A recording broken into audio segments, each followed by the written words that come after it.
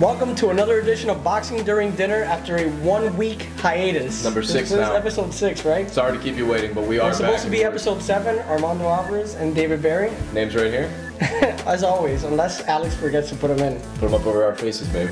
You know what you should do, Alex? You should not put the name, so David could be like, oh yeah, my name's right here, and you could look like And an I just asshole. look like an idiot. Yeah. But a lot to Well, talk actually, about. I do look like an idiot. Have you seen that I'm wearing the retro He's wearing a Georgetown. Knicks? And no, that's not Alonzo Mourning or Othello Harrington. That's Patrick Ewing. Patrick Ewing. I'm wearing it because you might see in the back, we're at a commercial actually, but the Knicks are not in the playoffs, but the Heat Bulls are, and The they're Heat playing the Bulls Heat. are. And anybody that's not the Heat, I'm a fan of. And go Knicks, go Pat Ewing. But before we start talking about all this boxing that we have to talk about, remember Ruben Boomche? Yeah, I do. Played for the Celtics. That's a great name. It is. From Georgetown. Yep. So yeah, I'm actually I almost spilled my water, but water I guess is sponsored by the Miami Hurricanes. I'm like full of my favorite teams today. The Hurricanes are here. I got a Dolphins T-shirt on and a Yankees cap. So I'm taking care of Georgetown Hoyas. And who provided your dinner? This is a Miami Children's Hospital, brought to you by Miss Angie. In fact, I've been trying to eat well, and she made me some grilled chicken tonight, and I'm thrilled about that. This is the second time Miami Children's coming through. Yeah, you know? no, they're a big sponsor and a big supporter of Boxing During Dinner.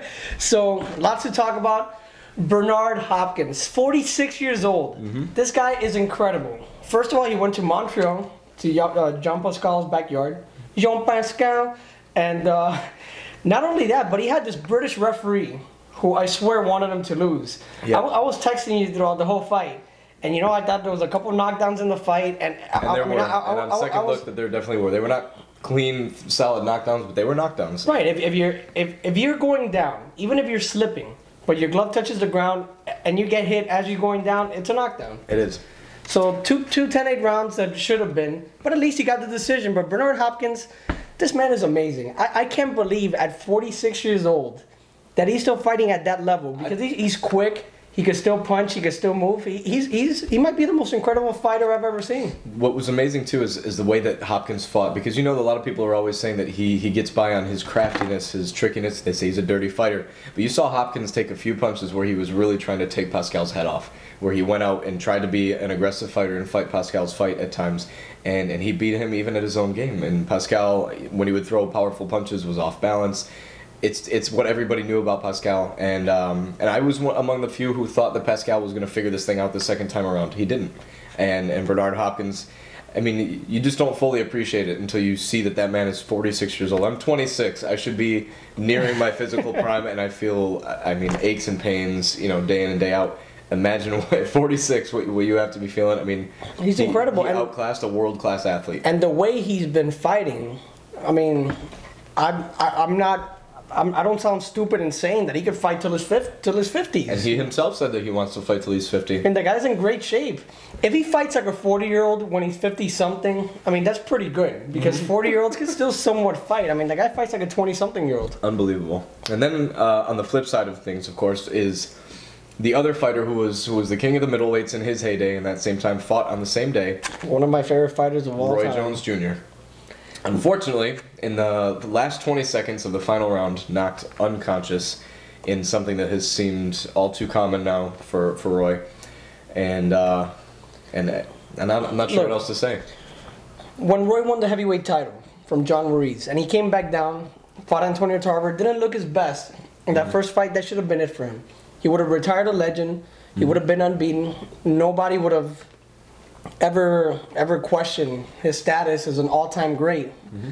But I mean, now he's getting knocked out left and right, and this is where he made a mistake.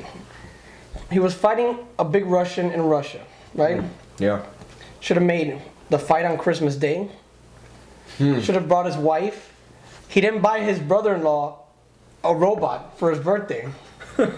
He didn't grow the beard. There wasn't any montages. I mean, what am I missing here? Does he watch Rocky 4, or is he the only one not to watch it? He may have missed out. Roy's probably missing a lot of memories right about now. And I feel so bad for him because he may be. And I remember my father now, he's 86, has Alzheimer's, doesn't really remember too much right now about boxing. But when he was fine, he saw Roy Jones. And my dad saw Sugar Ray Robinson, Kid Gavilan, Jake LaMotta. he saw the greats, the best of the best fight, Joe Louis. And he told me he thought Roy Jones was among the 3 best fighters he had ever seen, by far. I mean, Roy Jones had the speed, he had power, he was elusive. I mean, he didn't lose. There was a stretch that he didn't lose one round. When Roy Jones was at his peak, there was no one on his level, not even close. Now you have the argument of Mayweather, Pacquiao being on the same level, but there was no one who could touch Roy Jones when he was at his peak. You saw even a Bernard Hopkins, who fought him in a decent part of his career, was unable to touch him. He was completely outclassed. And that's talking about somebody who we've now seen who can compete at the highest level at the age of 46. Couldn't lay a glove on him in his 20s. Yeah, Roy Jones, unfortunately, it's tough. You got that fighter's mentality, and someone has to tell you when to stop, but Roy must have forgot. I actually had that CD, believe it or not. Yeah, I did too. Ridiculous. But what was the more shocking story of the weekend? Was it Hopkins at 46 winning the title? Roy Jones getting that? I guess that's not that shocking. Or Oscar De La Hoya in rehab for cocaine. I mean, who would have thought? Is it cocaine? It was cocaine. He said he's had a problem with alcohol and cocaine recently, and to me it's shocking because anytime if you would have put a poster there for clean cut boxer, like the one that everybody should be like, it was Oscar De La Hoya. And I guess either the stresses of running a business, of being in the limelight so long, or some of his extracurricular activities, because the guy's been married, but he has way more kids than Arnold Schwarzenegger in California. So and they keep popping out. It's interesting, man, and this is an insight into what is the story for a lot of boxers. I mean, you think that De La Hoya really is the best of what could be a success story. So many fighters end up broke, with brain damage and little to show for the careers that they put in. De La Hoya was anything but. He left just on the downside of his career, but didn't stay in the ring long enough to continue taking beatings. And he has the good looks, the charm, all the money. He left in what you would believe is the best case scenario for a fighter. And it just goes to show you the fighter's mentality. They are not, many of them are not prepared for life after boxing. And De La Hoya is a perfect example. Now, thankfully, this is a success story, hopefully, in the writing, that he's chosen to confront his demons before it's too late. And there are far too many stories of, even recently, of ones who never had a chance to confront them. The Edwin Valeros of the world, right, which would probably be the more recent story. The Arturo Gattis, like you said, it's a recurring story in boxing, and it's sad. Because I mean, the guy that you like we were saying, the guy that you least expected to get into trouble, got into trouble, and Oscar De La Hoya was the poster child. He was the golden boy, the clean cut guy. Meanwhile, you have one of his business partners, Hopkins, who was in jail for 4 years for armed robbery and has been on the clean path, on the straight and narrow path, like ever since. And it's a tale of two fighters, and one that you would consider bad never fell off the wagon again. But we wish Oscar De La Hoya the best. He's a good guy. He's good for boxing because he's promoting basically everybody right now. And when Bob Arum and Don King go, I mean, he's it. He's it. So we need De La Hoya around. But of course, perhaps the biggest story that's actually happening in the ring from here on out, maybe in through the rest of the year, is the recent signing of the Marquez-Pacquiao trilogy.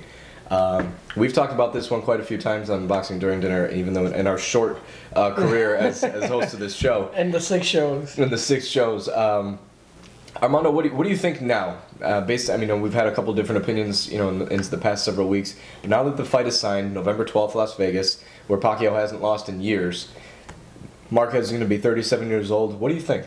At a catch weight of 144 pounds. I think Marquez knocks him out in the first round. I'm just kidding. But let's be honest. After Mayweather, who we all know that fight may never happen, and Sergio Martinez, which Pacquiao should never fight unless he wants to lose, because that to me is a sure loss considering his size and speed. Marquez is the best option. I mean, who is he gonna fight? Tim Bradley or Zab Judah? First of all, they won't sell.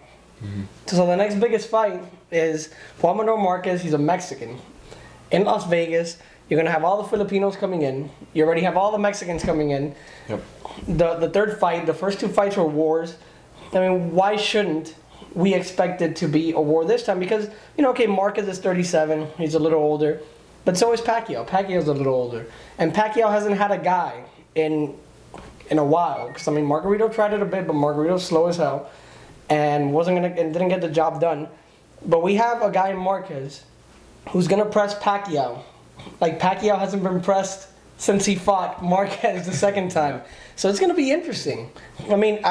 I think Pacquiao should win the fight. I think he's at a better point in his life.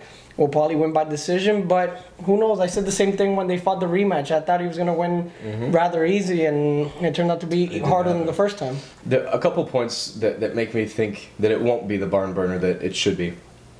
Their first and second bouts were fought 20 pounds ago from where they're going to be fighting now. They were at 126 and 130 pounds respectively in fights 1 and 2. Now they're at a catch weight of 144 pounds. So if Marquez had any advantages, that was also in youth, because in 2004 was their first fight, so that's 7 years ago. Marquez is 30 years old at that point. Even in 2008, he's 34. You can still argue that he's in his prime. Juan Manuel Marquez is no longer in his prime. He does have a skill set that lends itself to longevity, and that's, again, as we've discussed, very unique for the lightweight division, which is where he's coming up from. Now, Pacquiao having a catch weight of 144 is no big deal. He weighed in at 145 for his fight against Shane Mosley. That extra pound is not going to kill him. He'll just skip breakfast the morning of the weigh-in. But it is an issue for Juan Manuel Marquez. Or he'll take whatever he's taking in the Philippines. Which we don't know. We never will. You know what? I know we could touch about we could have like 8 boxing during dinners about this, but let's say, just for argument's sake, right now I tell you, David, you know what? Nonito Donaire will one day be the welterweight champion. You laugh in my face. Yep. You will get this water and throw it at Alex's prize camera. I wouldn't do that. That's a nice cannon. That's how crazy it would be. And a few years ago, that was Pacquiao. If I would have told you back then Pacquiao was going to be the welterweight champ, you would have laughed at me. So that he would clean clocks of Cotto, Mosley, Margarito. So am I saying he's using something? I don't know. But to give him credit, you know what? And this is my argument when it comes to baseball players. Whether you use steroids or not, if you're good, you're good. You need skills. Because if Pacquiao starts swinging wildly and comes in all like with his chin up in the air, he's going to get knocked out. It doesn't matter if he's using or not. So you know what? To me, it's a non-factor because I defend baseball players that use steroids. Yep. And that can be baseball during dinner. Well, some other point because I have a lot of opinions. And a lot of opinions of these dork baseball writers. Yeah, Peter Gammons and Buster Olney. These dork baseball writers who, go on, like, oh my God, Alex Rodriguez did steroids? Yeah, Alex Rodriguez is steroids. They all did steroids. Well, but the difference in boxing is that baseball, you're hitting a ball. In boxing, you're hitting someone. You're hitting a person. Correct, but if you have skills, you have skills. But, Pacquiao, Marquez, we need something to get excited about. After Margarito, after Cotto, after Mosley, boxing needs something to get excited about. Mayweather Pacquiao is not happening, at least not yet. So, you know what's left? Marquez Pacquiao, and it's the best option right now in boxing. I'll agree with that, and I'll say that not since the Cotto fight was there a legitimate belief that Pacquiao was maybe in over his head. There were the Las Vegas odds, I believe, were 3-2 in favor of Pacquiao when he fought Cotto, and that's probably the best odds that an opponent of Pacquiao has had in years. Marquez, that line is still going to be a little bit more in favor of Pacquiao, probably by even a little bit greater margin than that. But we've talked about this, the whole kryptonite thing. Is Marquez the one who has Pacquiao's number? At the age of 37, at 144 pounds, I don't think so.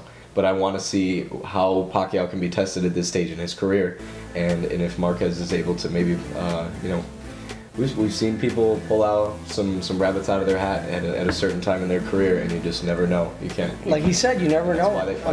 You remember Duran was in the prime of his career when he beat Iran Barkley, and that goes for a lot of people. And Iran Barkley was a tough customer. There's some guys that they just have that special night that they just come in and get stuff done.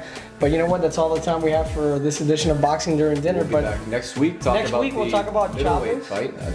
Julio Cesar Chavez Jr. versus Sebastian Zivic. And of course, Glenn Johnson, who's fighting Carl Froch. Yep. And that should be a great fight. And hopefully we'll get to talk to Orlando Cuellar, who's Glenn's trainer, at some point this week. That would be fantastic. Maybe if we don't have him on tape, at least we'll tell you what he said. But we'll keep our fingers crossed. we'll see you guys next week. Thanks for tuning in. Buster Oni.